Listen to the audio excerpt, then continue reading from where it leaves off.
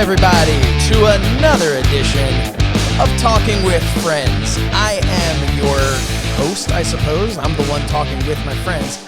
I'm Josh Shernoff. We thank you so much for joining us. And joining me are my friends, starting with my brother, Mr. Fred Shernoff. Fred, how's it going?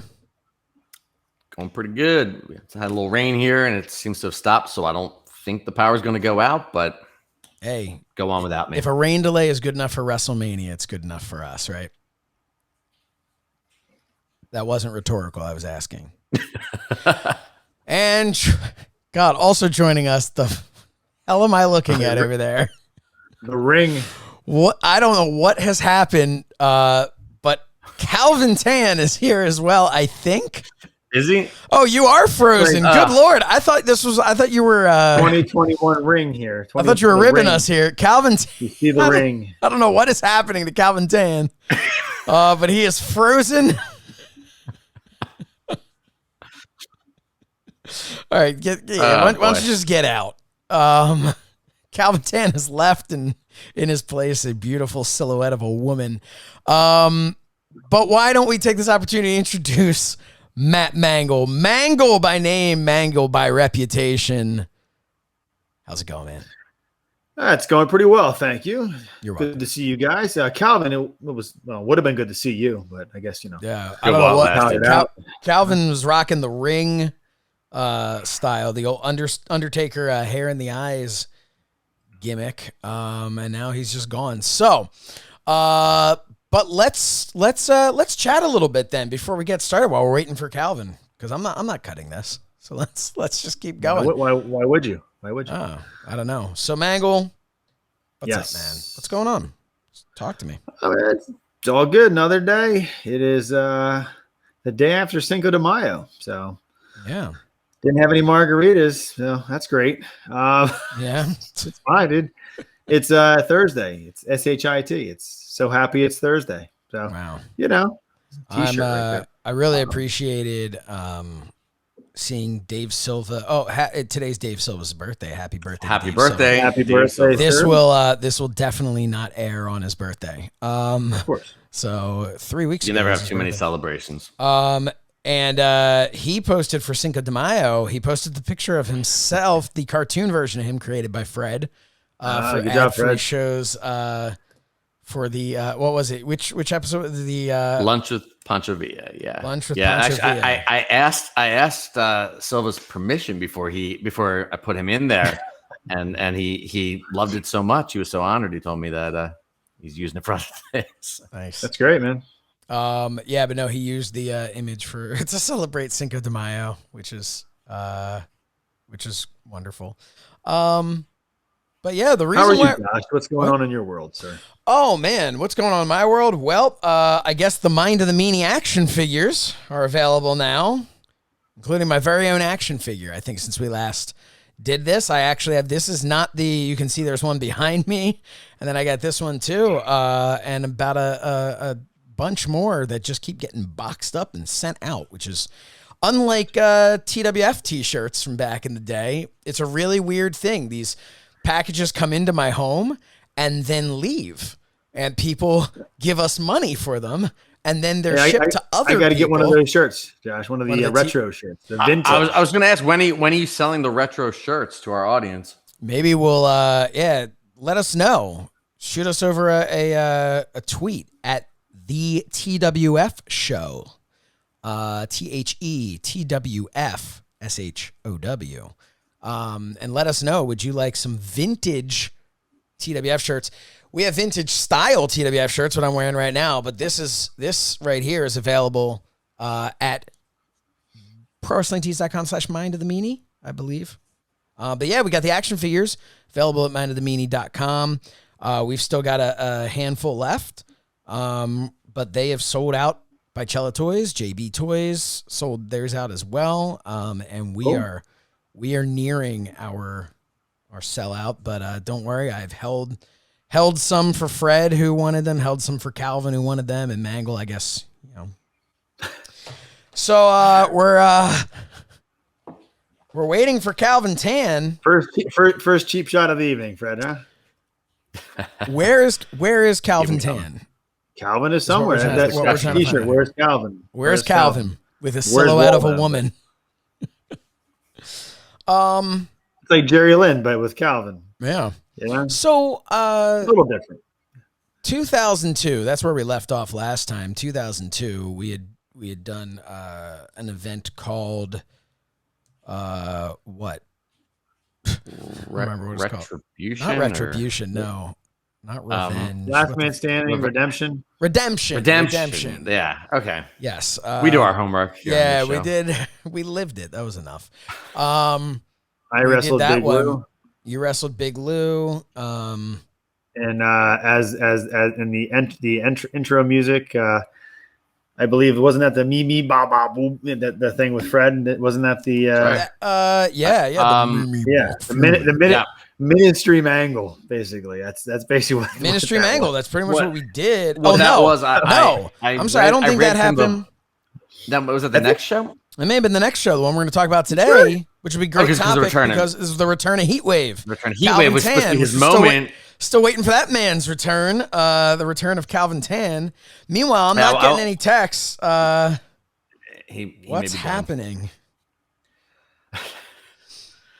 That entrance music, I guess we'll circle back around to that, but that was me recording myself reading from the Book of the Dead or the Damned or the something. The Book of the Dead that I bought, I think in like some new age part of Barnes and Noble or something. And there was one part that said, "He who enters to this music will be cursed 20 years later." Right. Yeah. So do you even know still what have one you more read? year. Hold on. I Do you have even no know what you idea. read? You probably unleashed all this stuff. Like COVID? like COVID. COVID. No, this was a little while. Now, ago. wait a minute. Wait. I'm just saying, COVID-19, right? When did you record that, Fred? 19 years ago. I'm just saying. Hey, I don't know. I'm just saying. Dear God Almighty! Oh, back. He's been through the ringer, but he's back. It looks like he's coming straight out of the ringer. Calvin Tan, welcome back. Man, are you okay? What's happening? Yeah, I'm good. It's all good. I'm not frozen anymore. Oh man, that's a plus. I am in a box. Oh dear God, Calvin Tan has turned into if the Undertaker was a mime. Which And about is great for a podcast. Yeah, it's really great for an audio podcast. Our primary listeners are audio listeners. Although I encourage all of you to go over to youtube.com/mindofthemeanie and watch the video, especially this, because you're probably listening to this going, the hell is going on here?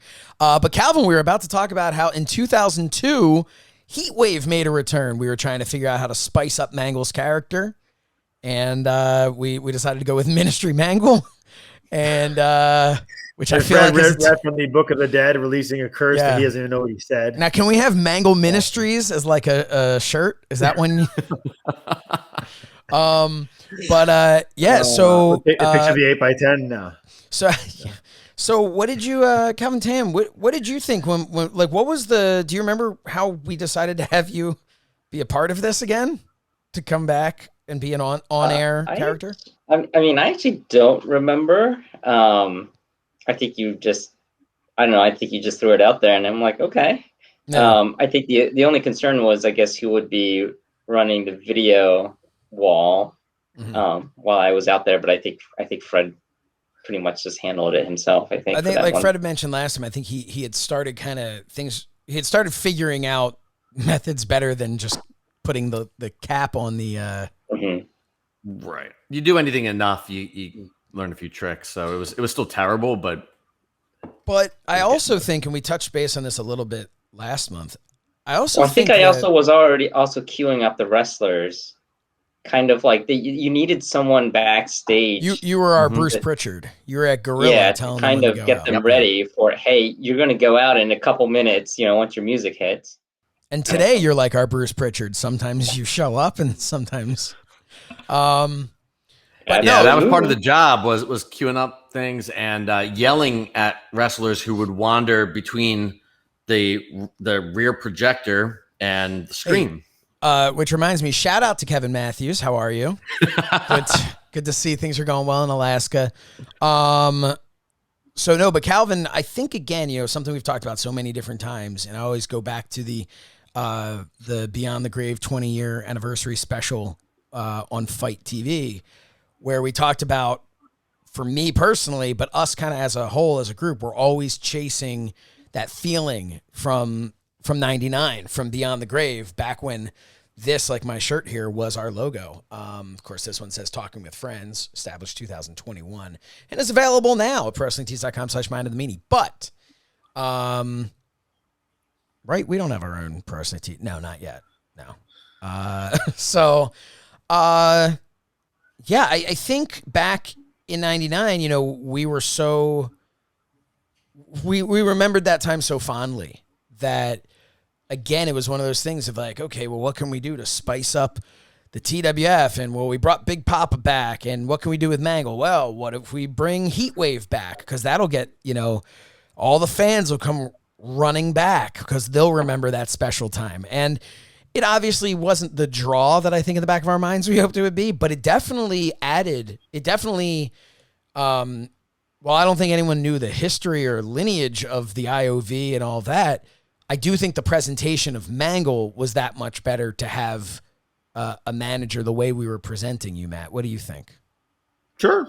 Yeah, I was like, you guys just said, guess what? Heatwave's coming back. I'm like, all right, it's fine. we had no idea what the hell my character was going to be, so let's throw some shit against the wall and see what stuck. Well, usually when you have like a manager, like with somebody, right, it kind of gives that wrestler almost like a boost, right? Yeah, it kind of gives me a chance to sprinkle a little Heatwave dust on Mangol, because then we can bounce stuff off each other before and as we go out there, and if something happens and I lose my place in a match or something like that or whatever, just run out of the ring and act like he's helping me, and we're figuring it out. So it's good to have that person there. So.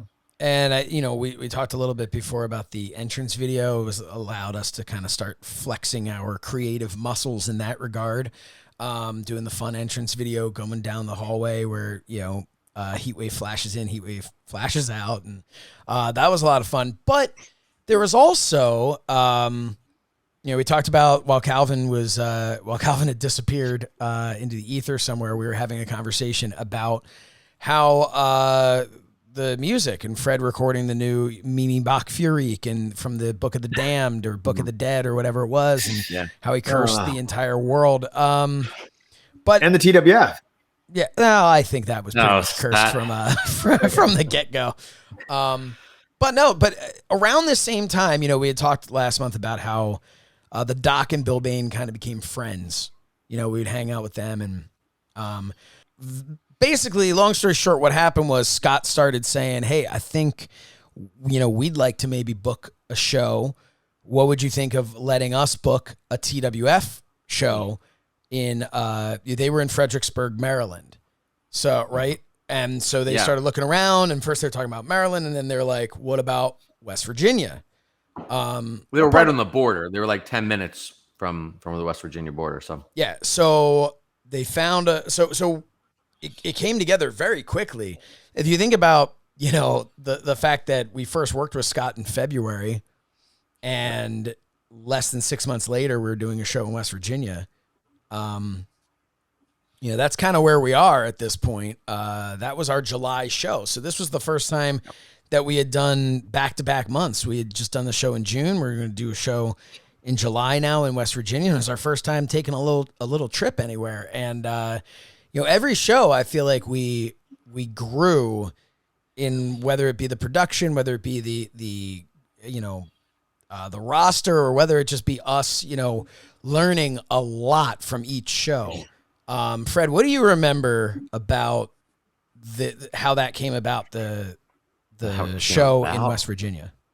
I know Scott was very excited about it. You were the one working with him mostly that put it all together. So I know that from my standpoint, it was just sort of, what do you think we can do? That I know that you asked me like, what, we're not renting a truck. We're not bringing the whole set and everything. So we decided it's going to be a house show.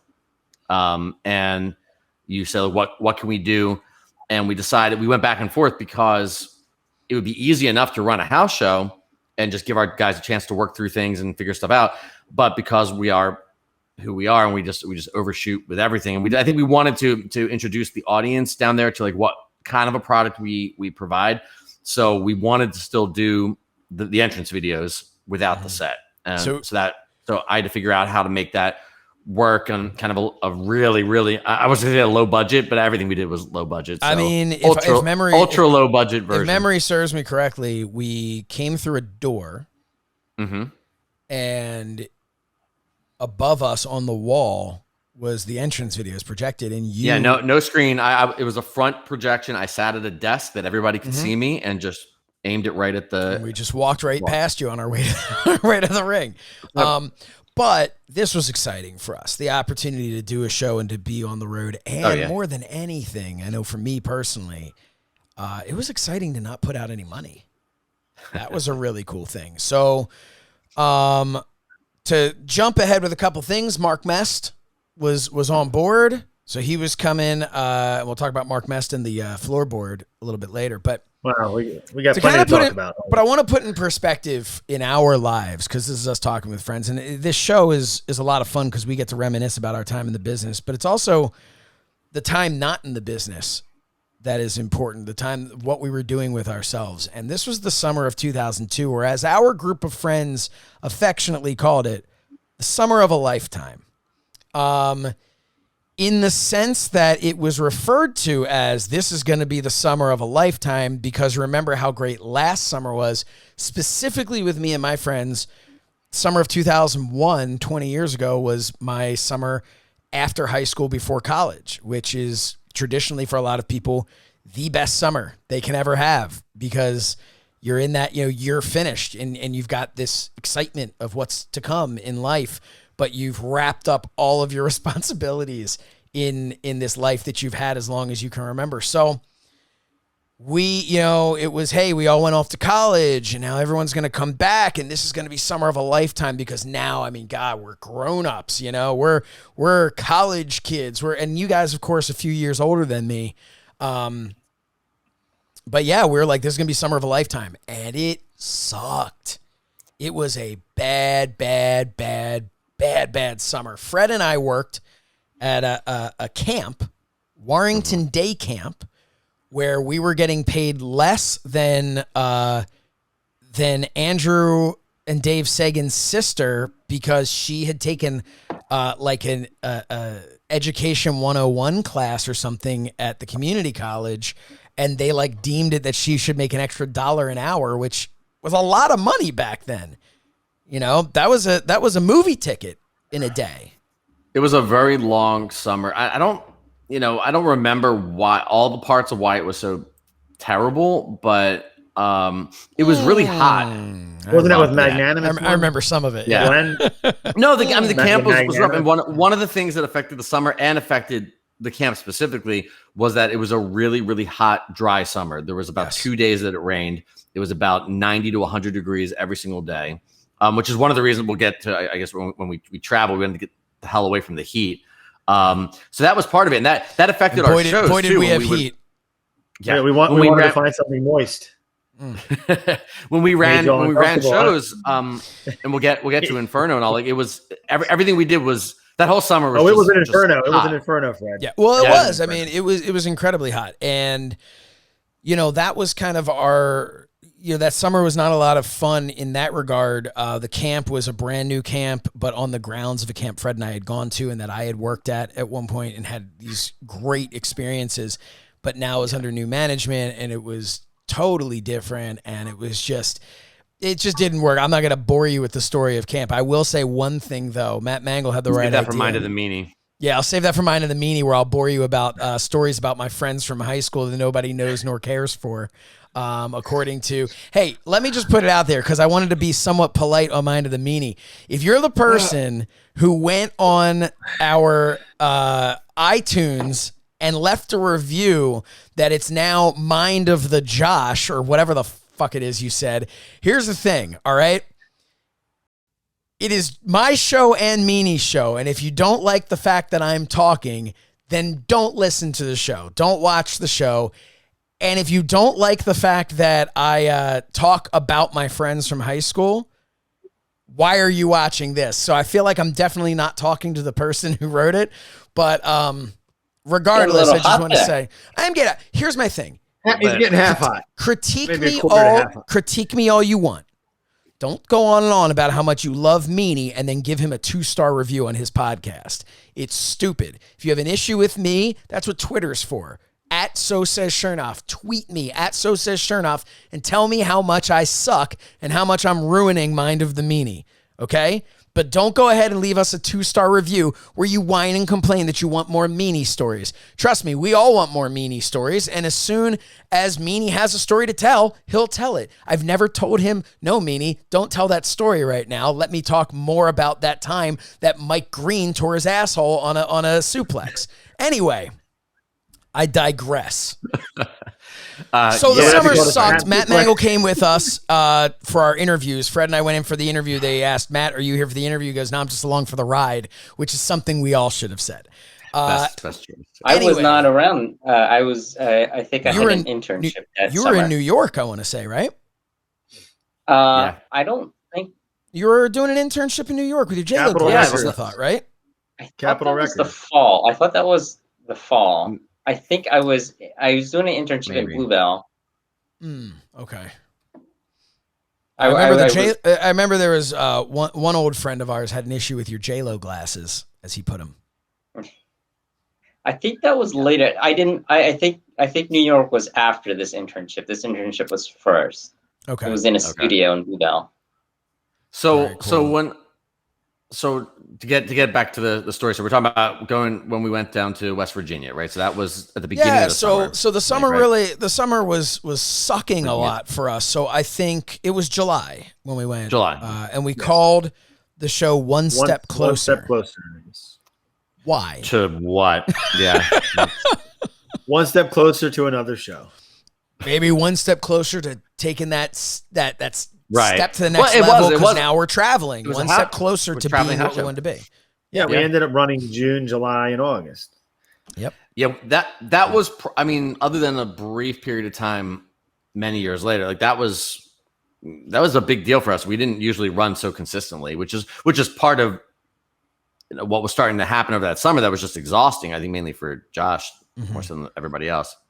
And some of the stuff that was most difficult, I think, with that in that time period was just the uncertainty of everything. We had jumped in June to Colonial Elementary School, and then we knew we were going to do that again in August.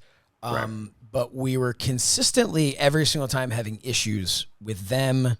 Last minute, a couple of times where they tried to like cancel the show on us. Well, one of those issues was worker related, wasn't it? Well, I mean, we had I don't know. We had tons of issues with a lot. Well, yeah, I think I don't know which Inferno. I don't know. Right. Yeah, we'll get somebody. I don't know which one it was, but school. ECW original and deceased piece of garbage, the Rockin' Rebel, who was just an absolute piece of crap as a human being. We won't go into his whole story or how it came to an end. But the Rockin' Rebel worked for us, as he had, starting in I want to say the February show, had kind of weaseled his way in saying, hey, I do stuff with the state and I can make sure Frank Talent looks the other way on this, that, or the other. Apparently he made Frank Talent look the other way on buying deodorant. But we'll get to that in Inferno. But Inferno. But the Rockin' Rebel was now, hey, I'll help you out. Put me on the show, brother. And so we put him on the show, brother. And he's walking around urinating on the school and asking for crystal meth. Pretty much, yeah. That's it.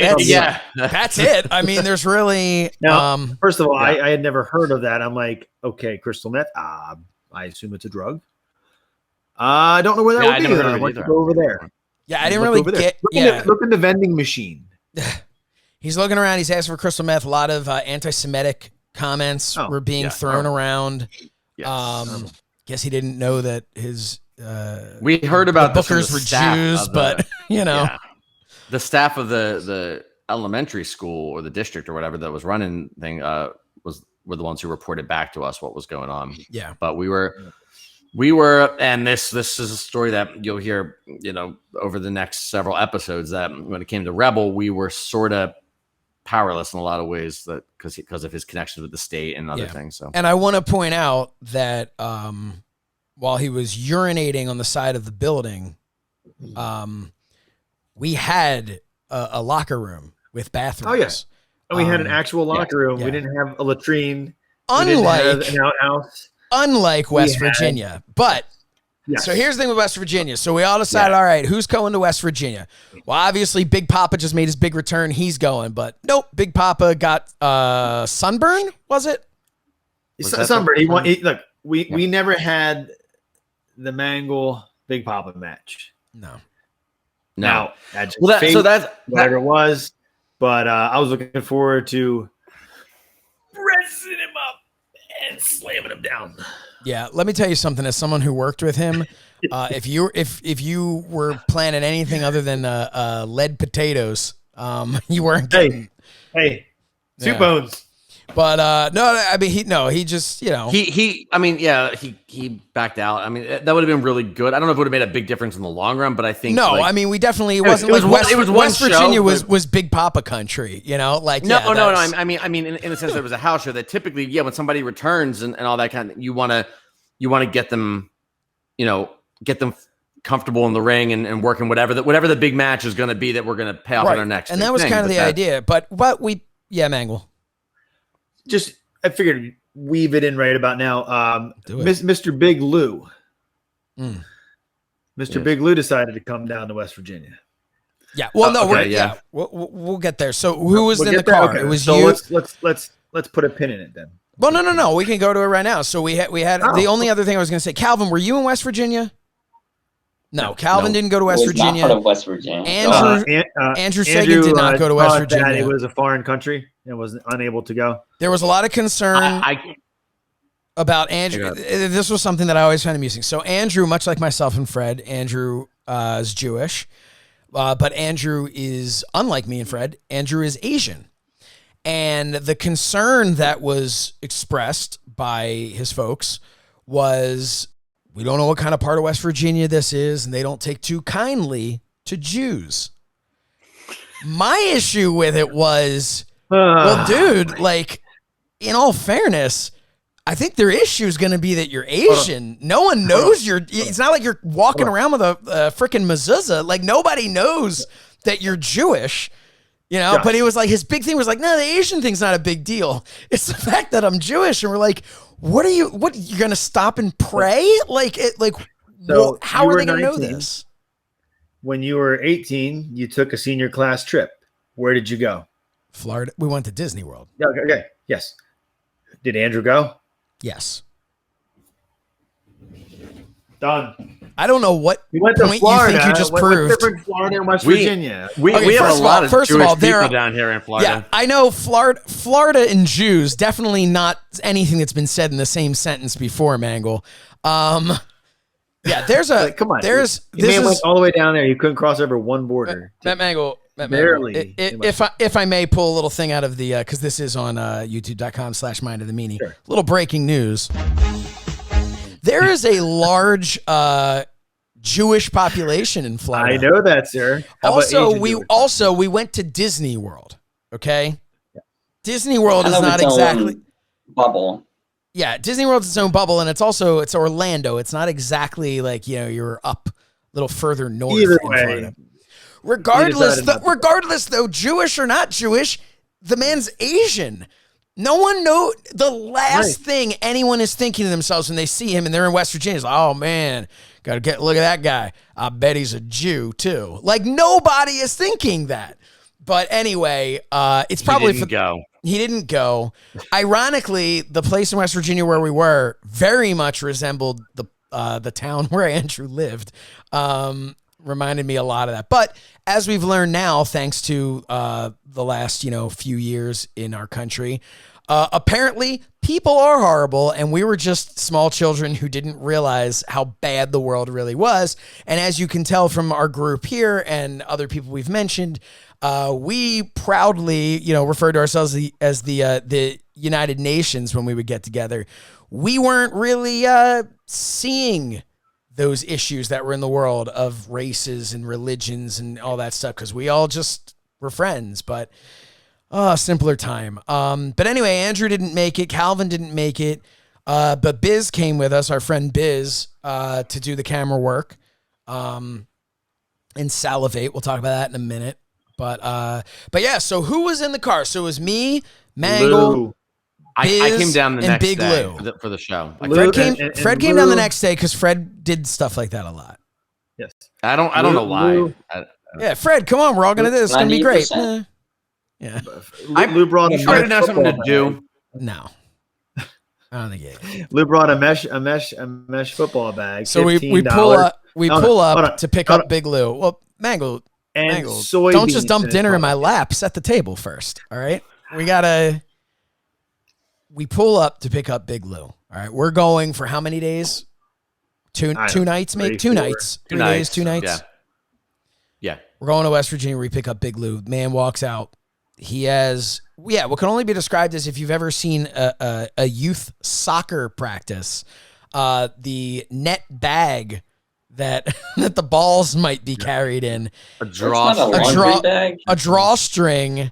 I don't know whatever it was, but Mangol, you want to take it from here as the man walks out. And a mesh bag with stuff in it had $15, and then he's we're about an hour into the car ride. Yo. Yo, want some? No, it's not what you think. No, dude, you're okay. I know you're skipping. You're skipping ahead. All right, I'm just gonna sit here. We picked that man up in North Hills, okay, which is part of Upper Dublin, which is a throne stow. A throne stow. Wow. It was a fresh paint of coat. Dude, I'm exhausted. My son was up at 5:45 this morning. My other one was up at 3. You got another show later. I got another show to do after this. You'll be throwing stows all over the place. It was a throne stow.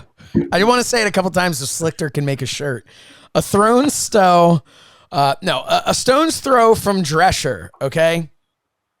Fort Washington area. It's all right next to each other. We pick up Big Lou. We decide, okay, we're about to hit the road. Let's grab a bite to eat before we hit the road. Let's swing by the McDonald's in Dresher. That man dropped some money at McDonald's. Almost all of the money that he left with. He brought, I want to say it was like $14, and the man was then rocking it like Dwayne Johnson. He had $7 in his pocket for the rest of the trip. Like, that was it. And so, I mean, obviously we were covering his hotel and whatnot and his transportation. Just me driving. But so we go there.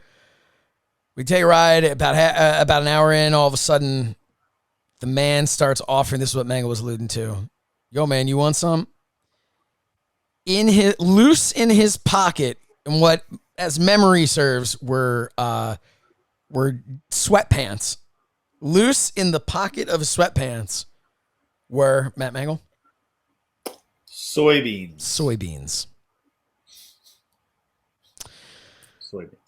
So there you go. Big Lou brought his own soybeans. So, and hey, he brought enough to share with the whole class. So he did, and none of us had any of them. Like the old school.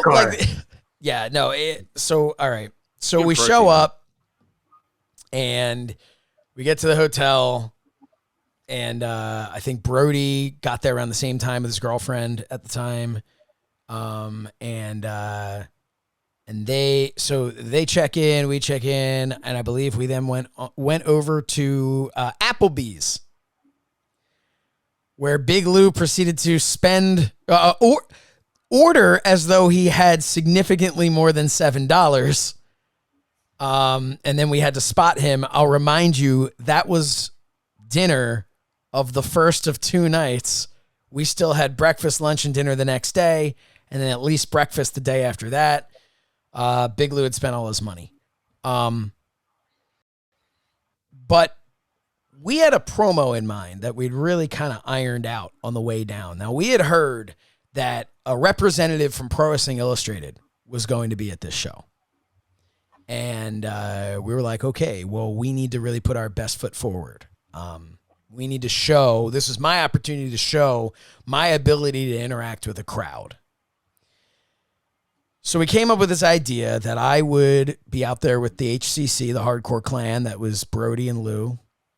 And we would come out there saying that we wanted to really endear ourselves to the crowd, or we wanted the crowd to accept us. So we put on fake teeth. We had the hillbilly hats and stuff like that. Cheap heat, of course. But then, as I'm cutting my promo, John Brody would hold up signs. Little inside baseball. These signs were not created by John Brody. They were handed to John Brody. These signs were created by one Matt Mangol the night before in the hotel room. Mangol, what do you remember of these signs?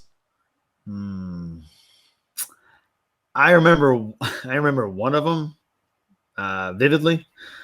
The wash your ass one. Yes. So we had little ones like your house is double parked.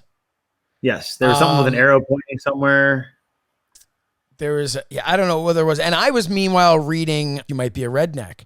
And I'm reading things like, how does a redneck get circumcised? And it was like, neither sister in the jaw. I'm like, I don't understand this. And then Brody would whisper to me, the explain it. And then I would go, oh my God, you people are disgusting. And it was great. And there were people all pissed off in the crowd.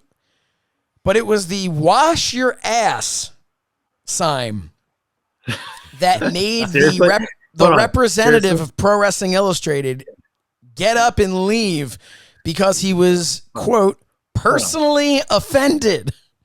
Yeah. Nah, personally offended. He's a wrestling fan, and that's personally offended. Hey, PW, go fuck yourself. All right. Take that magazine, rip the pages out, make some origami penguins, and shove it up your ass. All right. Mangol's not going to be in this year's 500. Yeah. A little hot there. Matt Mangol is just pissed off because he was always 501. Hey, I don't care. It's a good pair of jeans. Levi's 501 jeans. Now, come on. Oh, seriously? Sorry. Where are you? Oh, I'm sorry. I thought we were talking DeManto a number of years ago was number 500.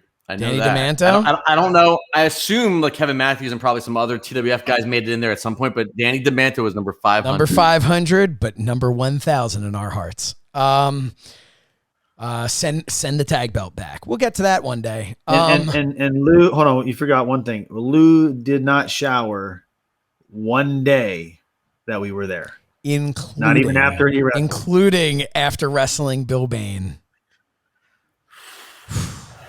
Yeah. Who shared a bed with him? I believe he slept on the floor.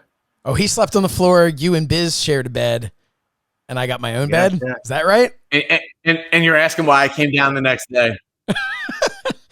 So we were down in West Virginia. We ran a show that was originally intended to be a house show and became more of like a specialty show that it didn't really apply to. Yeah, because there wasn't much was like of a house show that, right, yeah.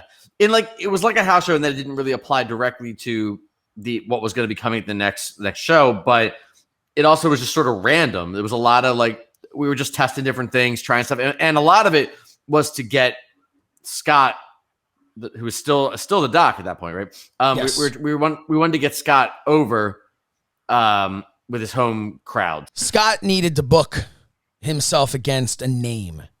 Yes. And there was a name fresh off of MTV, WWF's Tough Enough. Was it WWE by this point? May have been WWE. Freshly WWE. Very, very, very freshly. But it definitely was WWE because of the shirt that I have that I bought a month later in Niagara Falls. Then. So we'll, foreshadowing to probably the next episode. But God, yeah. So he booked Josh Matthews, who everybody now knows for his role in Impact Wrestling. He's no longer even a commentator there. He's now like working behind the scenes. But he's had an incredibly successful career. But at that point, Josh Matthews. Yeah. No. Go for it. No, I was just saying at the time, Josh Matthews was in a little gulf of time between being cut from Tough Enough, where he got well known from that, and then he ended up getting signed not as a wrestler to WWE. So there was this little bit of time where he was utilizing, as many people did who were cut from Tough Enough, he was utilizing his fame from that show to get indie bookings, and that's how we got him. He was he eventually signed with WWE in December of 2002, where he would pop up as a backstage interviewer on SmackDown. But at this point, we're talking July 2002. He was getting indie bookings. So long story short, here's what happened. He's booked. He's going to work Scott in the main event. And it's going to be exciting. It's going to be cool. We got a name. Man, if you're putting money, I don't know what Scott was putting out for him, but it was Scott's responsibility to book him, get his travel, get his hotel, all that stuff. I get a voicemail from Scott the morning of our show. I get a panicked call where Scott is playing a voicemail that I can't hear because he's playing a voicemail. He's like calling me from Bill Bain's phone, playing a voicemail over. I have no idea what's going on. It's all muffled. Basically what happened here was Long Story Long, which by the way is a shirt available now over at prowrestlingtees.com/mind of the meanie for talking with friends. Long Story Long. It's a new one. But he was his plane ticket was booked under Josh Matthews. His name is Joshua Lomberger. And it doesn't matter how well known you are, especially less than a year after 9/11, you show up. You ain't getting on a plane with your working name. So he wasn't getting on a plane. That was it. And so we're like, okay, well, we promised Josh Matthews, and how are we going to save this? Because we got a paid audience coming. Legitimately, we got a paid audience coming. They're expecting to see this dude from Tough Enough. Scott Fowler made some calls, and somehow down the road there was another show going on. Which, for the record, why didn't you know there was another show going on down the road that same night? And that kind of explains that in the new gas station on the corner. That explains why the house was so bad. But the Sandman was working that show, and somehow he managed to get ECW original The Sandman to take the place of Josh Matthews. And if I'm correct, and correct me if I'm wrong, but he was willing to help us out by taking the pay that we were offering Josh Matthews, even though Sandman normally charged more. Yes. I think he said whatever you were going to pay the other guy. Sandman was the coolest person to work with. If anyone ever, I don't know what other people's experiences are with him. Everybody seems to like him, but in my experience, and I think our experience, he could not have been better to work with, more professional. I mean, he did bring enough beer that we were like, wow, he brought beer for everybody too. No, it was just for him. And he finished it all before he got out there. But the Sandman was such a good dude and was willing to do whatever for the pet. I mean, and that is what led into my moment of getting to work with the Sandman and Big Lou's moment. Because the Sandman had a hardcore match, of course, with Scott Fowler, but nothing like stupid hardcore. It was just, it was hardcore enough. There was chairs, there was a ladder involved. They hit their spots, but it was a pretty easygoing hardcore match. And he, at the end, it was something like he beat Scott for the Pennsylvania title, and I then came out there as the owner of the company to say, you didn't beat him for the Pennsylvania title because we're in West Virginia and the title can only be defended in Pennsylvania. Therefore, still champion Scott Fowler, to which case I then super kicked Scott Fowler and was then caned by the Sandman, which was a really cool experience. He took care of me. The man then turned around to get gored by Big Lou. Big Lou never took anything more seriously than this spear to the. He loved the Sandman. He loved the Sandman. He talked about the Sandman for years. The Sandman was going to show up in the Royal Rumble. The Sandman was going to, But think. What did the Sandman tell him though? It was great. Yeah, like a feather, something like that. Yes. Yeah. Felt like a feather. I think it's worth. We have had a lot of experiences that were not great with some established people in the business and stuff.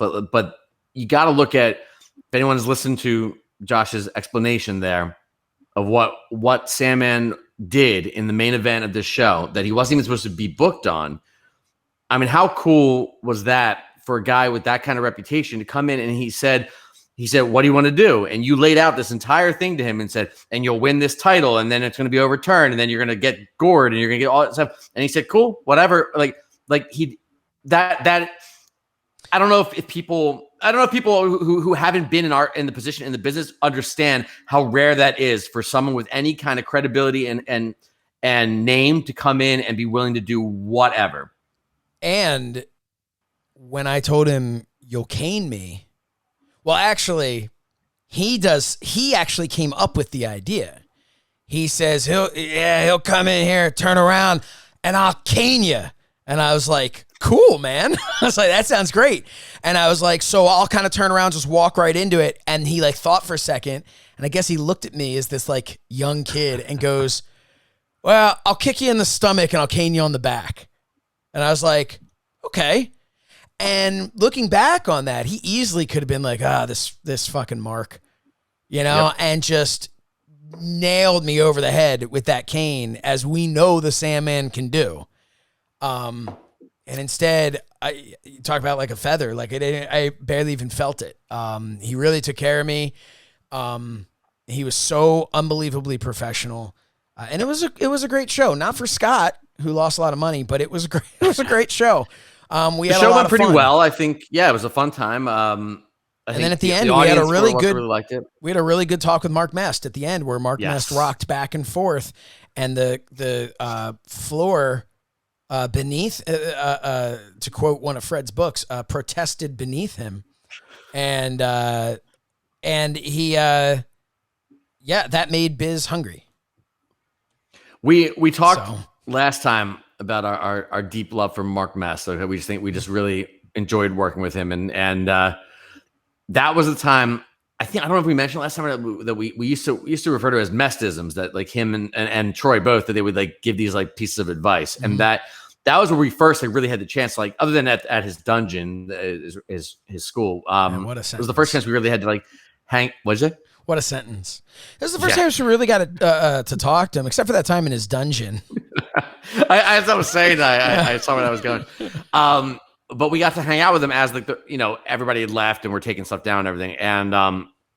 And he, I'm trying to think that night what he was talking about. That was Weave Your Craft, right? Yep. Yeah. We were talking a lot about how we're trying, our guys are trying to learn and everything. And he was very cool. Like someone who had a lot more experience in the business. And I remember he said, yeah, you got to go with what works, and you weave your craft, and over time you get where you want to be. And it was kind of, and we just were like, okay, yes, sir. Well, we got him 1 month later. We returned back for Inferno. Now, Inferno was a big show for us because I was going to have my long-awaited, by at least us, long-awaited rematch against Big Papa. Mangol was going to be facing the debuting Rod Greco, who had been the Dominator back in the day, our friend Rod Hanoun, and was going to be creating the stable with, formerly known as Joe Hoffman, was now going to become Matt Gambino, creating the Gambino family. A lot of big developmental stuff. Can I comment on Rod real quick? Please. So without giving the whole backstory, but Rod had worked with the TWF back in the day, and he was an amateur wrestler and very talented.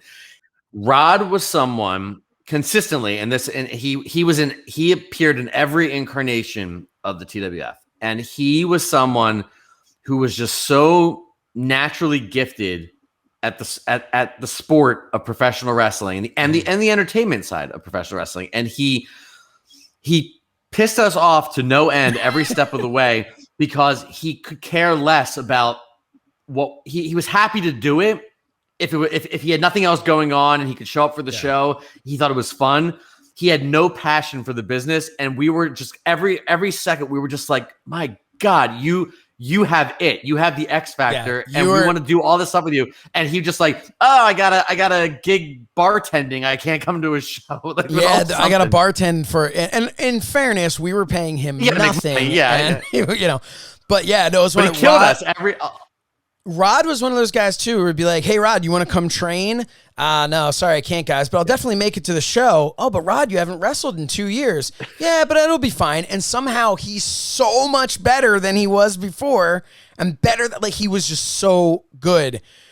He wrestled Mangol, but a couple of quick things I want to kind of get through some of the fun parts because we don't really care about the storylines here on Talking with Friends. We care about the experiences. And one of the experiences was Mangol coming out there and getting up in Joe Hoffman / Matt Gambino's face and grabbing Matt Gambino and choking Matt Gambino as only Matt Mangol can, because Matt Mangol can get a little stiff ski in the ring sometimes, a little snug ski. Gotta make it real. And you gotta make it real, brother. And he was choking Gambino, waiting for that cue from Fred, who at that point in time was probably thinking, man, I could use Calvin right about now, because that music was not coming. And as Matt Gambino's face turned a shade of red, and Mangol continued to choke him. He was like 35. You're supposed to be hitting Rod's. 50 seconds. We had been doing a lead-in for Rod. We'd been flashing that stuff with like some of his music. Right. Stealing the End Is Near gimmick from Armageddon from WWE. I guess they stole Armageddon from us, so why not? I thought we stole Taz's gimmick, to be honest.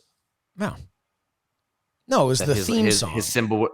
No, I'm saying that his symbol would appear. Oh yeah, at random times. We absolutely stole that. But that could have been anything. We stole the idea. It was Jericho's flashing countdown. The same idea. I remember everybody thought it was Slayer. Remember that wrestler Slayer, because it happened at one point when he was walking to the ring. Slayer, that guy was something else. Google him, I guess, if you can. So anyway, eventually Rod comes out there. He was Aramidian, but less talented. Rod comes out there and puts a camel clutch, I want to say, on Mangol, where Gambino is slapping Mangol in the face, and Mangol. It was a great segment. It was a great segment that led to a match later in the night. Rod, I mean, we put him right in there with the world champion. Mangol was the world champion. In West Virginia, Mangol wrestled me and Brody in a handicap match and went over.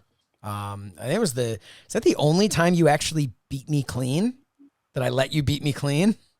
Well, yeah, I guess so, yeah.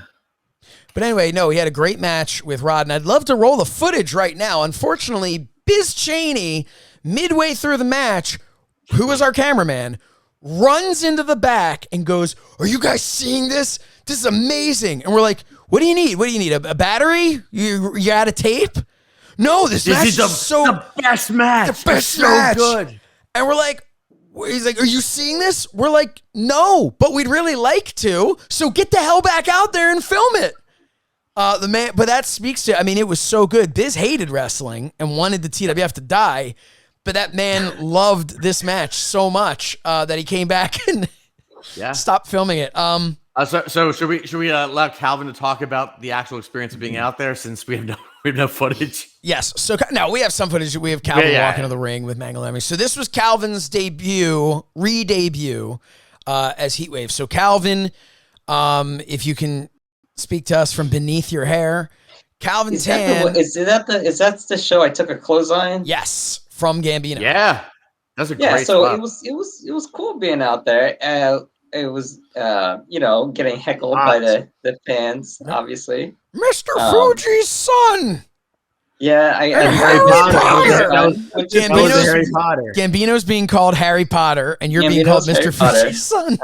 But those are from the ECW. Those are from Hat Guy and his friends. Yeah, and it was about 1,000 degrees in that gymnasium. Yep. I was digging getting called Mr. Fuji's son because watching Mr. Fuji. I never watched Mr. Fuji wrestle, but I grew up in a time when he was managing, like the Barbarian and the Warlord and the Powers of Pain and stuff like that. So to be out there being called Mr. Fuji's son, I'm like, oh, that's kind of cool. Remember when I said we were all naive and didn't really understand racism? Well, I understood that, but Calvin, you're also a huge ECW fan. Yes, I am a huge ECW fan. Yeah, so to be getting heckled by those attention guys. from those guys, yeah, with the Hat Guy, yeah. So it was cool to get heckled by them, and it was kind of like a badge of honor. So I remember before the match, Gambino was supposed to beat me up outside the ring. So I'm supposed to interfere in the match, distract the referee.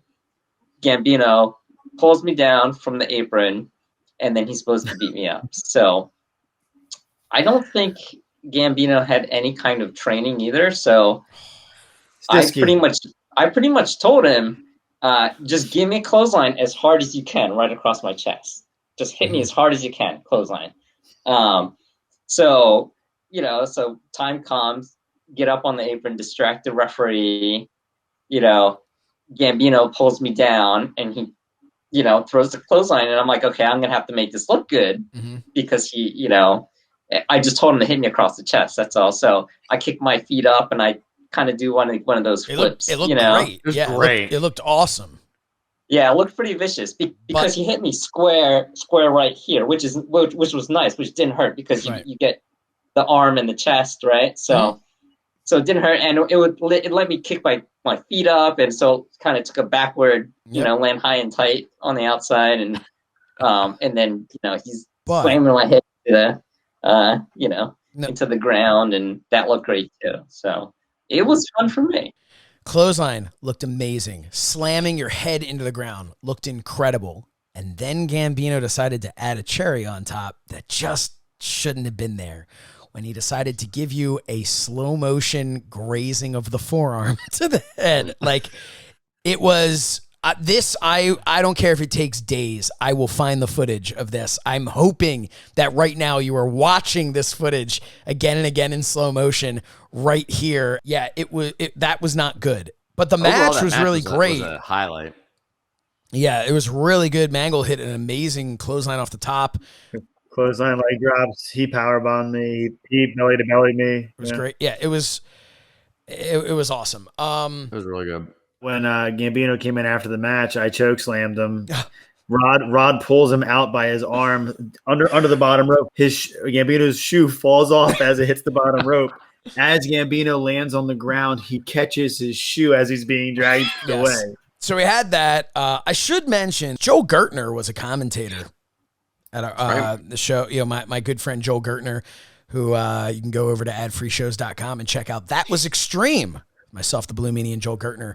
I am sandwiched on that show between the Blue Meanie and Joel Gertner.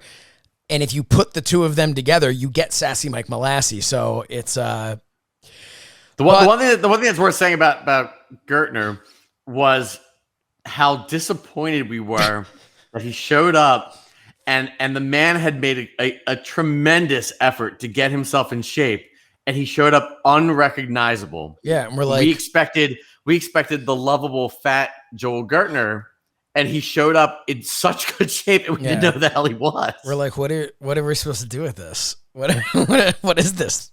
But no, Joel was awesome to work with. And the other thing that that happened in the previous show that we never talked about, that I had kind of in my memory was referee Kevin Keenan had not had his first wrestling match yet, but he became a referee years later for WWE. Kevin Keenan took a bump. That was fun. That was at Redemption. Redemption. Yeah. Okay. He was he really wanted to get involved. So we did a thing where he was a cameraman. He's taking pictures, flash photography at Big Lou while he's cutting a promo. Big Lou's not happy about it. So he grabs him. He's supposed to throw him into the ring hard way, right? Which for those who don't know, Lou will pull on the ropes and Kevin will flip into the ring, land on his back, get up, and Lou was going to gore him. Kevin goes over the top rope, back under. Well, he never let go of the rope. Never let go of the rope. So he goes over the top, under the middle rope, lands with his back on the bottom rope, and then slides to the outside, ass over tea kettle. But yeah, so anyway, so Calvin put on a great performance, getting his ass kicked. Mangol got a had little high from the crowd reaction. Yeah, I mean it was really good in that match. We had a good crowd for that show. Really good crowd. Yeah. We were getting really good crowds there. We were really building. And Mangol put on a great match with Rod Greco, and then I had my match with Noah, and we knew it wasn't going to be good. Noah was not in very good shape. No. And so I looked at it and I said, okay, well, what do you do with a match when somebody can't wrestle? And we were not that far removed. I think a year earlier was the Shane McMahon, Kurt Angle Classic at King of the Ring. So I started thinking, my wheels are turning, and I'm thinking, all right, well, what can we do? So we start the match off with some actual wrestling to kind of show, whereas back in the day, I ran from him and tried to do a cheap shot and all that. Started with a little bit of actual wrestling where he did like a belly to back suplex to me and all that. It was kind of cool. But what we were building towards was this big spot. I should say also, the guy we were working with, a kid at a camp, and I worked out a spot where Noah moved, and I super kicked the kid out of his chair, and that was awesome. But anyway. We talked last time about how I redeveloped the stage so that it would accommodate Mark Mess and everybody. So I put all that work and a fair amount of Josh's money into building this stage. Yeah.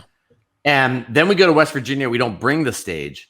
And then we go back to Colonial, and Josh goes, so about that stage, it's not going to work for what I want to do. You got to build me a special structure. It was a literal not going to work for me, brother conversation. Yep.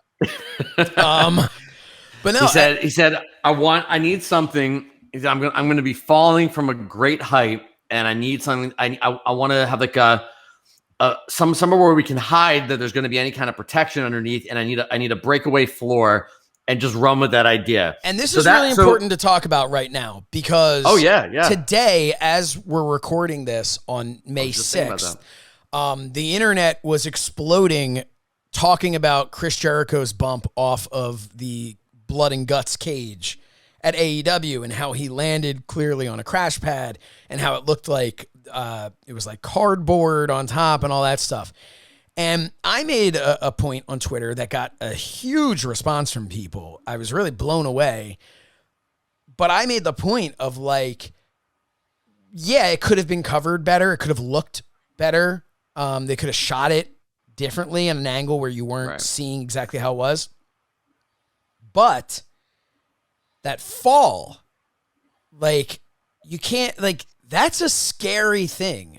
To do a fall like that, even when you know you're landing on a crash pad, even when you know you're landing on mats. And that was something that, so Fred, continue with the set if you want to explain kind of, we'll roll some footage here. Yeah. So the set, I believe, so there was no stage. There were essentially two cubes that I designed this in kind of pre-cut pieces and brought them and never pre-assembled this stage until the day of the show. We just had to kind of hope it would work. And it was these two cubes, and they were designed with these like reflective sort of panels that I found at Home Depot on the top. Instead, so it looked like it was like a wood surface, but it wasn't. It looked almost identical though to the gray painted wood surface that we had. That was the idea. So it couldn't be a real stage because it wasn't going to have any structural support, but it looked similar to that. And the people just walked out in between. Originally, we wanted it to be the stage, and I was going to put Noah on there, and I was going to climb to the top a la Shane McMahon and drop an elbow. And you basically said, you're like, I don't know how I can build something that will both support the 270-pound Noah and everybody forget even if it was a part that people didn't walk on, but support Noah, but also be safe enough as a breakaway for when I landed on it. And thankfully, one of the few times we were smart enough or I was smart enough to listen to you and go, all right, I guess we'll come up with something else. So the cubes were very flimsy, and they basically inside was a whole bunch of we had mats and then cardboard boxes up on top. If I may. And the only thing that I did not think of, I'll let you go in a second, but like the only thing when I look back on it was that I did not design the perimeter of the cube to be flimsy in any way. So it was kind of relying on your ability to hit directly into the center of it. Yeah, which was nerve-wracking. But so what happened was, and I will say, I know we have the footage here somewhere. I know I'm showing it right now or have shown it already. But if you look at that reflective thing that you're talking about there, that's kind of in a nutshell. Had AEW covered the crash pad with those, nobody would have said a word. No one would have said a word about what happened because it looked vicious. The way that crumbled up when we hit it. Underneath, we had a legitimate crash pad from like the gymnastics crash pad or the cheerleaders from the school. We had a legit crash pad. Then we had a couple of mats on top of that. And then we had a bunch of boxes that I had gotten the night before at Giant. I went to Giant Food Market and just was like, hey, do you guys have a bunch of boxes? And got that. And that's pretty much what we did to break my fall. So the takeaway here is if Tony Khan, Tony, go to Giant. Number, just go to Giant next time. I was trying to put myself over TK. for a job. Hire Fred. Hire Fred and then shop at Giant. There you go. That's what you got to do. Fred will design your stuff. But no, so pretty much what we didn't know what we were going to do, what I was going to climb, and I went there before, like a couple weeks before, and they told me, they're like, hey, we could set up a cherry picker, which is what they use to send all the way up to change the light bulbs in the gymnasium. And I'm like, well, how high can I do this or whatever? And so pretty much we settled on the cherry picker will go up. I will climb and stand on the backboard of the basketball net. So that was how high up we were. I want to say it was probably about 15 feet from the ground. Yeah. Not 15 feet from the structure was probably a good 4 feet. So, it was maybe like a 10 or 11 foot to the structure, but the reality was 15. It seemed pretty damn high. So the way we did it was Big Papa was coming after me and I climbed to get away from him. And he climbed after me like King Kong. And he goes up there and he gives me a couple punches in the back.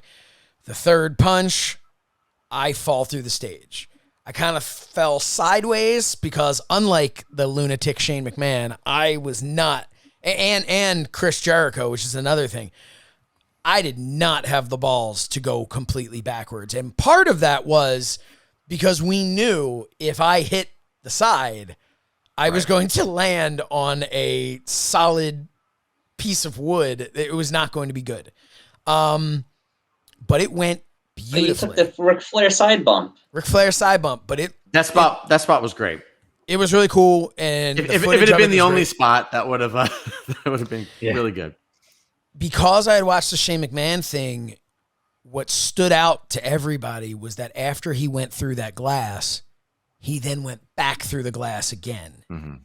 So to me, I'm like, that's what we need. Everybody needs to be like, my God, he's dead. That's it. It's over. And then, holy shit, he goes through another thing.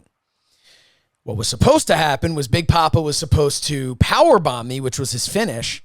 He was supposed to powerbomb me from the bleachers through the second part of the second structure that was identical. And then after the doctor's there and everything like that, and the shoot doctor was there, then he was going to push everybody out of the way. He was going to throw me over his shoulder, carry me into the ring, and he was going to go in there And that's when he was going to say it was one last thing. He was going to powerbomb me from the top rope. But before he could do it, Brody was going to run out, nail him with a chair over the head. And from that, I would be able to grab him into superstardom from the top and just kind of slump my body on top of him and get the win. Well, Noah was blown up, went to do the power bomb, but by the grace of God, that man just straight up dropped me on the bleachers. And thankfully, I rotated enough that I just kind of landed awkwardly, but didn't land on my head. And then he just grabbed me and threw me onto the thing. Blew the whole illusion because it's like an effortless little toss and the whole thing collapses. Yeah. There was a lot that went very. I mean, we're lucky that part went. You survived, but like I think there was a lot that wasn't great about the idea behind it. I don't think we knew, Calvin, you were with me in the backside. I don't think we knew that Josh was going to that anything else was happening beyond the one big fall, right? So yeah, you're right. I only knew about the big fall. I think that's all we knew. And we're waiting for that and see what would happen. And I will say at this point, Josh had the respect of the locker room that he was seen as the top guy. So all the guys, like the indie workers and everybody, would come around. They wanted to see what was going to happen in this match. There was a whole crowd around Gorilla waiting to see what was going to happen. And that was something I took seriously too, was because at this point I was starting to see myself as the kid that everyone saw me as. And I felt like I need to be taken seriously. And if I do this, the boys will take me seriously. Yeah. So there were several problems, and obviously the screw up that was, could have been really disastrous, and it wasn't, but it blew the illusion by going through the other cube. And then there was definitely a lot of heat. And I know, Josh, you've always disputed this, but a lot of the wrestlers were vocal about the fact they wanted you to, they wanted you to lose, I think, because, but our intention was not to turn you face, which is what it should have been in that kind of thing. You took an unbelievable beating. He carries you back to the ring, and you basically fought back almost instantly, like got your like your Hulk up, and I remember the wrestlers are very upset about that. Like, why did he book himself that way? Because I think the idea would have been that you just kept fighting the good fight and eventually got beat down or whatever, and you get fan support. And that was never the point. You weren't supposed to get fan support, right? But the answer of why, although at the end he and I did shake hands, the answer of why I booked myself that way was because I was stupid and didn't understand psychology and didn't really know and didn't get that side of it and didn't see it. And a lot of the time we had that, especially in 2002, there was that mindset of, well, if I just keep fighting, I just keep fighting through, and then I'll kick out of that, and then I'll punch, and people will be like, wow, look at him. He's getting his comeback. But I didn't realize was he should have carried me into the ring, and I should have kicked out at 2 3/4 because that was what we were going for, that false finish. Because if you think about it, it had been enough time that he took to drag me to the ring. It's not like it was 3 seconds after one big move. Right. And then he was supposed to go for the powerbomb.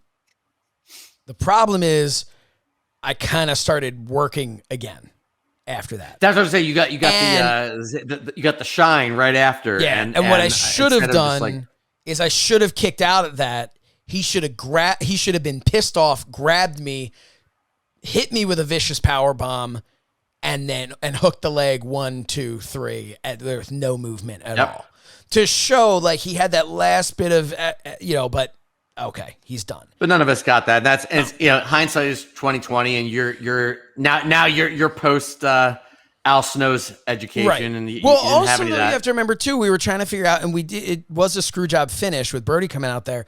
We were trying to make it 1-1 so we could have the rubber match. Right.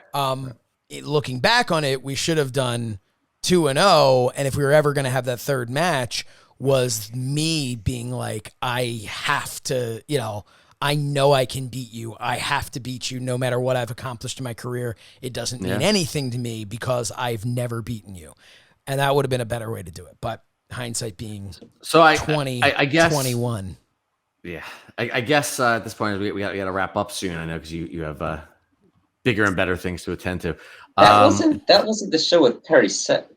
No, No, that's next month. That's later. Yeah. But I think we do have to talk about the rematch of Sassy and Brody, I think, right? Yes, before, this is the one that almost killed Mark Mast. So Sassy and Brody had an incredible match that ended with Brody getting staples in his head, and it was, but it was a lot of fun, and it was really, everybody had a good time. So 2 months later, we're like, well, let's do it again, and it was good. Brody did an incredible jump off the top of the ladder. Just walked up to the top of a ladder. Like you talk about Rod having this natural talent and ability. Brody was another one who just like used to piss me off because I'm just like, you're so damn good. And if you actually trained and actually put, time in, you could make a career out of this. You really could, because he also kind of had that it factor about him. That's not to say that other people like Mangol didn't have it, and I'm not saying that. I'm saying is these guys, Mangol had it in a lot of ways because Mangol worked hard and became a talented wrestler. These other guys didn't work hard and become talented wrestlers. They relied on this natural ability that they had, this natural athleticism that just kind of, that like I didn't have, to be able to climb to the top of a ladder and not. Mangol had that because he did that the coming up in January, right? Did the climb to the top of the ladder. But Brody, I remember, just walked up there, hit a frog splash off the top. It was crazy. But at one point, they decided to turn it up with the food, and that's where they brought in tomatoes and flour and made a mess of that ring. And Mark messed. That was when he pictured like it was Calvin and I are sitting there at the table, and to our left, which I guess is where the wrestlers would come out, and all to our left, there's a crowd forming, and Calvin's like, what's going on there? And I said, I don't know. Like, is he supposed to be going out? Because we were always like, there was an anxiety around what Calvin and I had to do. You remember, I'm sure, making sure that and apparently I did miss a cue, but trying to make sure we hit all these. I think you missed that. Now that I think about it, because Calvin was still helping you. Yeah, but Calvin was out with Mangol, I believe. He was out there, right? Yeah, you got to remember, we didn't have a backstage TV monitor. No. So we didn't have the little gimmicks in the ears. No, it was that I've done a little bit of working backstage in theater, and there's a similar any kind of production, but we were so bare bones that there's, from the time you begin the show to the time you finish the show, there's an anxiety level of like, what's coming next? You got to hit these marks over and over and over again. So we had a script. We had a script when we had to hit the marks. Yep. So we did not like unexpected things. And all of a sudden we see a crowd forming, like someone's about to do a run-in or something. And we had no idea what was happening. Like, are we supposed to be hitting some music? And we're trying to figure it out. And it's Mark Mess surrounded by just like a bunch of people as he's just sort of like venting to the crowd. Yeah. So someone else can take it from there. He's basically and he talks to us about how offended he was, how disrespectful it was to do that to his ring. And he was right. And we didn't realize that. Right. And looking at it now as adults, looking back and looking at it as his property, we were just, and that was a downfall on our part in a lot of ways. We would look at things and we would see the big picture, but we would never, we would see the forest, we wouldn't see the trees. And unfortunately, a lot of time we'd see this big thing. Oh, if we do this and we do that, and we didn't realize that, like, okay, here's what's really going on. And that happened a lot with Story. That happened a lot with our talent in general. Oh, man, he's got a great look, and here's a great storyline. Oh, but they can't work. They don't know how to wrestle. It's a little thing. The whole picture looks great. But yeah, Mess, I remember when he said that, he goes, it gets you right here. It gets you right here. I remember him saying that to me. And I remember, and I'd say, I'm making light of it, but I felt horrible. And I told him, I said, he's like, you got to get that professionally, like dry cleaned. Like you can't, and which is true. You can't throw the canvas in the dryer. And I told him, I said, get it professionally cleaned. Send me a bill, which I don't believe he ever did. But I told him, I said, send me a bill. If we can't clean it, like spot clean it, which I think we were able to spot clean it, but if we can't spot clean it, get it professionally clean, send me a bill. Probably would have been the first time that Matt was clean, but still, you know. But all this to say, this was a great show, and one of the things that they had in that match, Brody and Mike, was a trash can. The trash can was purchased at the mall, I believe. And at the mall, they met a guy. His name was Morad Habeshian. Morad is no longer with us. Morad passed away a number of years ago.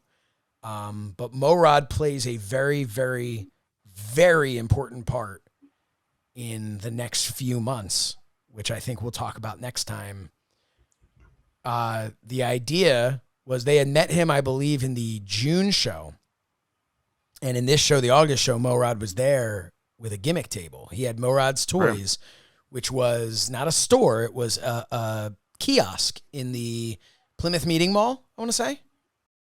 And so he was there selling merchandise and things like that, and action figures and all at the event. And that relationship with Morad grew after that event. We had a really good rapport with him, and we'll get into that more next time. But after this, the one thing that I want to leave everybody with was, after this show, very shortly after this show, Fred and I parted ways with the camp we were working at, as did our referee, James Davis, JD. Parted ways as well, as a great opportunity to just quit because he didn't want to be there anymore. So he just was like, yeah, I'll support you guys. I believe Andrew Sagan, though, did not leave because he didn't want it to affect his college applications or his resume. But yeah, so we were kind of pissed off, and summer had sucked, and I was burnt out from losing some money on the TWF shows. And we all kind of got together and we said, we need to get the hell out of here, man. You guys want to go to Canada? Just like that. We need to get the hell out of here. You guys want to go to Canada?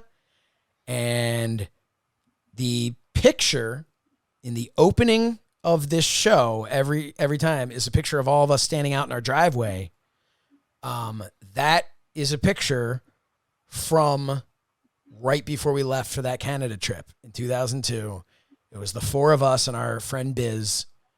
And we went to Canada and videoed the whole thing for Doc and Bill Bain. And we'll talk about that more next time. But specifically Toronto and Montreal. Toronto and Montreal, and specifically ending up at WWE headquarters in Stamford, Connecticut, with Triple H and Shawn Michaels at a stop sign. Yes, but we'll get to that. But Mangol, we're trying to entice people to tune in next time. So thank you everybody so much for listening. I wonder what these shows are going to be like once we get through all of our stories. But it's fun for us to reminisce. And I hope that you're all enjoying this, and hopefully you're watching this too. We have been getting a turnout that's like 15 times the turnout of our videos and audio. But I implore you, if you take the time, go scrub through, because we have been able to put some footage in, and it's really fun to be able to. We've heard from a lot of people that they enjoy being able to actually put faces to the names and be able to, you can visualize something in your mind, but then we're all seeing Calvin Tan's face right now. You got to go in and see it. Calvin, I just want to ask, not to make light of anything, but are you being abused at home? Are you covering something? Is there... I literally just took a shower before, so this is what happens when I get out of the shower. Man, you're fully vaccinated now, right? I am. I have been, yes. When are you going to get a haircut? Probably soon. I just haven't gotten around to it. Don't do it. Don't do it, because you never know when heat wave's coming back. Yeah, I just really haven't thought about it. But it is getting hot, so maybe before the summer. Yeah, I think the summer is going to make you want to do that. But But yeah, so any final thoughts before we go? Matt Mangol, anything else you want to say about this time period? No, I got plenty more to say come the next time. More stories about the next time. So yeah, it's gonna be good. I'm good. Yeah. It's been fun. Talk about the Phoenix. Oh, God, yeah. And a table at the Plymouth Meeting Mall. Oh, hashtag balls out for Virgil. We should talk about that. Virgil will be making let me rephrase that. He will not be making an appearance on our show. He will be making an appearance in these stories. Yes. Virgil plays a part. I think we may have been the first people to ever experience Lonely Virgil. Some good times, but Calvin Tan, any final thoughts of this time period for you? I think I was just glad that those shows were over because it was getting hot in those gyms. So I think a much needed break was needed at that time, and I'm glad that we took that road trip to Canada. Yes. Fred, final thoughts? I think we had a lot going right for us at the time. I think we've said this every time that we were continuing to make missteps, as every wrestling company does, and we were in our own bubble. We were shooting ourselves in the foot a lot of the time, but I think we did have an audience. There was interest in what we were doing. We had some consistency to our storylines. It was probably one of the, other than West Virginia, it was probably one of the rare times where we had pretty steady attendance from our wrestlers that we could build these storylines that people weren't no-showing as much. And then in the middle of all that, the money became a big problem and just burnout. And I think we felt that if we were going to continue, we needed to walk away from it for a little while and revamp things a little bit. Yep. And which was a decision that was kind of made on the trip to Canada. Yeah. And we'll talk all about that next time. Also a brief shout out to our mom who at Inferno had to be stuck in the ticket booth with Frank Talent. May he rest in peace. From what we understand, it smelled as though he had already passed. But with that, everybody, let's go on social media. Follow us at the TWF show. Follow us all as individuals. Mangol's over there at Mangol Strength. Calvin's barely on Twitter at Underground Magi, but you can find him on Instagram. By the way, Calvin, if you want to go ahead and follow or like Talking with Friends on Twitter, we'd appreciate it. Calvin Tan. So you want me to log into my Twitter after so many years? Calvin Tan is over there. Who knows? You might be getting all this fan mail from people. My DMs. Maybe people have slid into your DMs, man. You got to check your DMs. But Calvin can also be found on Instagram over at Calvin Tan Magic. Is that right? That is right. And Fred. Oh, by the way, real quick, shout out to the Meanie, who I think on one of the shows suggested a new band called Greta Van Fleet, which I downloaded their album the other day, and it's amazing. And Fred, you can be found on social media at Frederick Shernoff. Is that correct? Oh, I just had a little. Who was the person who used to do that back in the day? Go from Winnie the Pooh. I was going with Dr. Claire Brown. Mangol and I had the same thought. Yeah. But Fred's at Frederick Shernoff on Twitter. Go give him a follow. I mostly just like things that Conrad Thompson posts. So yeah, and Conrad Thompson likes the things that you post. Fred is continuing to animate. Just animated a new short stories to Swoggle that I had an opportunity to watch. Is fantastic. If you're a fan of What Happened When with Tony Schiavone, you're going to want to check this out.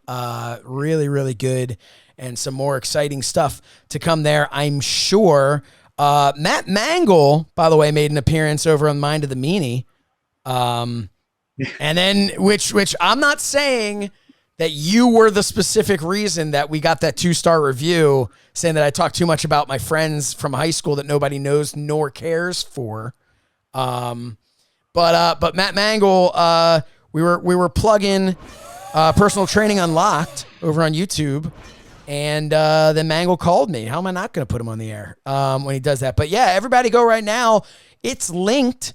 It's linked inside the inside our YouTube video here. So go check in the profile gimmick there.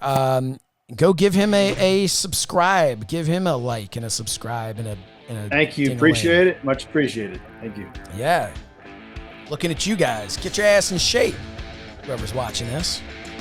Matt Mangol will give you all the tips. Fight COVID. Just for a minute. See how it feels. For Fred Shernoff, Calvin Tan, Matthew S. Mangol, I am Josh Shernoff.